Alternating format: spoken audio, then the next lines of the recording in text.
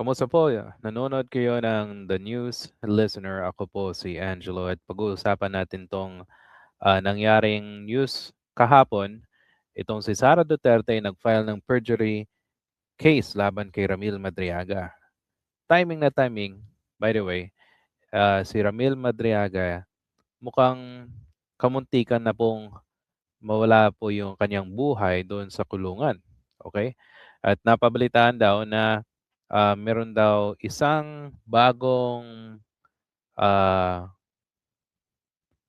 detainee na na bumugbog sa kanya, guys. Okay? So, ito, pakita ko muna sa inyo. Yan. So, yan si Ramil Madriaga. Okay? Ang alleged bagman ni Sara Duterte. Kung natatandaan nyo, lumantad tong si Ramil Madriaga last year, alleging o nagbigay siya ng kanyang sinumpaang salaysay na kung saan alam niya yung mga transaksyon ni Sara Duterte at kung paano nakakuha si Sara Duterte ng pondo para sa kampanya. At if I remember correctly, sinabi ni Ramil na yung mga pondo na nakuha ni Sara Duterte ay mga galing doon sa mga Pogo Lords at Drug Lords. Okay? At ito ay nakakulong ngayon sa BGMP. Ang nagkaso itong si Harry Roque na nagtatago na sa ibang bansa.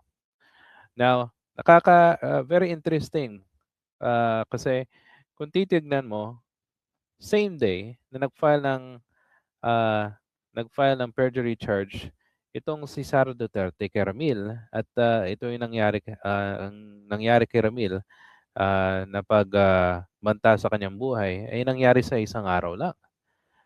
At hindi lang yun, natatandaan ko din na yung impeachment case ni Sara Duterte ay sufficient in substance. So matutuloy na to doon sa plenary at pagbobotohan kung ito ay i-impeach ng House of Representatives. Okay? So, ang ayon kay Sara Duterte, guys, is hindi niya daw kilala itong si Ramil Madriaga. So, babalikan natin yan. So, punta muna tayo dito sa GMA Integrated News. So, pakinggan natin yung balita. Anong dahilan ni Sara Duterte na mag-file siya ng perjury charges kay Ramil Madriaga. Security aids ng bise at inutusan umunong maghatid ng pera sa ilang personalidad. Sa isang pahayag, sinabi ni Vice President Duterte na kailangan panagutan ni Madriaga ang mga kasinungalingan at mga inventong kwento na gusto raw maninlang ng publiko.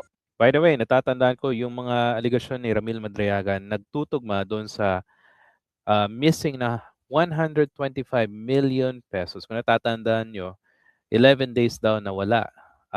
Na parang bula itong 125 days. 125 million. At doon sa kanyang affidavit ni Ramil Madriaga ay nagtutuma doon sa mga pinag-deliveran ni Ramil sa iba't ibang personalidad. Hindi ko natatandaan kung sino pero sabi niya may mga opisyal at meron daw kaibigan itong si Sara Duterte na binigyan doon yung pera. Meron isang sa restaurant at isa sa ombudsman parking lot.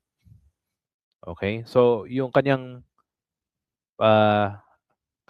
inilabas na amount ay talaga nagtutuma doon sa 125 million na nawala ng 11 days.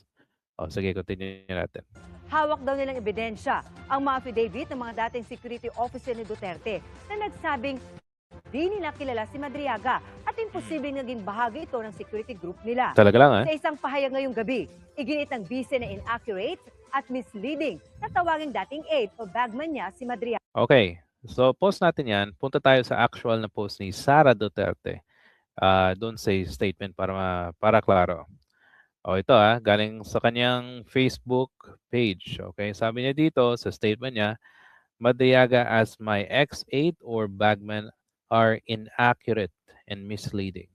Calling him an ex-aide assumed as fact that very lie that perjury complaints seek to address. He was never my aide, friend, employee, or a member of my staff in any capacity. The only person who knows him is Attorney Kilala of ISIP Pilipinas. I urge the media exercise greater care in their reporting. Accuracy and fairness must always comes first. Thank you. Aba, parang nawala yung na-amnesia itong si Sara Duterte. Ah, kung pag-uusapan na hindi niya kilala itong si Madriaga. Ito pakita ko sa inyo magde-deny pa 'to. Dito huling-huli na si Sara Duterte sa argumento na hindi niya kilala. Kaya nga, gumagawa na sila ng paraan para itumba itong si Ramil Madriaga para hindi siya kumanta. Kasi si Ramil ang isa sa mga testigo na magpapatunay na itong si Sara Duterte ay isang malaking korap, malaking buhaya, katulad ng ibang mga buhaya diyan sa gobyerno natin. Ito papakita ko sa inyo Yan, dito booking na booking, magkakilala sila. Panoorin niyo. Nagkakaguluhan po. Sa Champurado din po. Si Sara. Yan, si Sara. Okay, tapos si Ramil. Sir Ram daw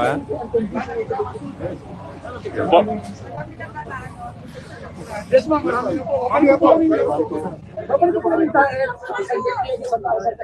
Yan si Ramil.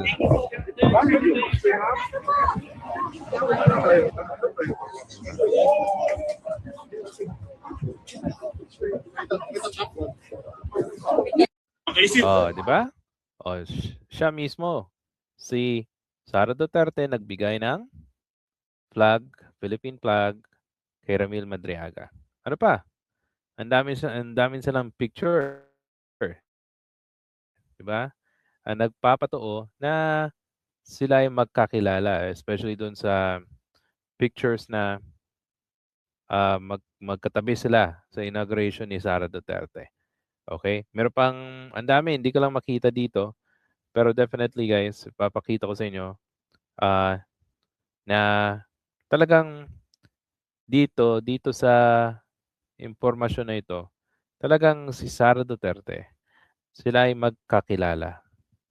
At yan ang missing link ng 125 million pesos na nawala ng 11 days lang. Okay? At ano pa? Yeah. So, ito to. So, balik tayo baka makita natin ito. Pakita ko yun yung pictures. Yan, magkasama sila dito Di ba? ISIP Pilipinas, by the way, yung ISIP Pilipinas, si Madriaga po yung mismong gumawa nito. At ito ay para kay Sara Duterte. I think ISIP Pilipinas is to give way to Sara Duterte to become the president. Kaso nga lang, nag-iba. Di ba? At naging unity team. Tapos, nung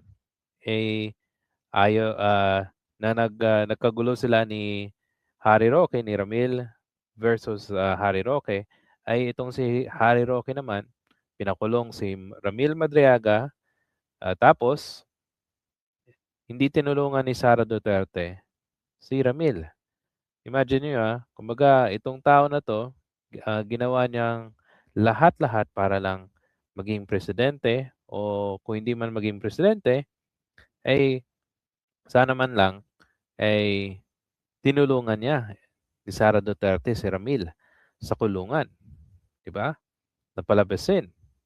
Pero ang ginawa, hindi niya daw pinansin si Ramil At dito na nga gumawa ng paraan si Ramil Madriaga na makipagtulungan sa mga government officials para ilantad yung kanyang nalalaman.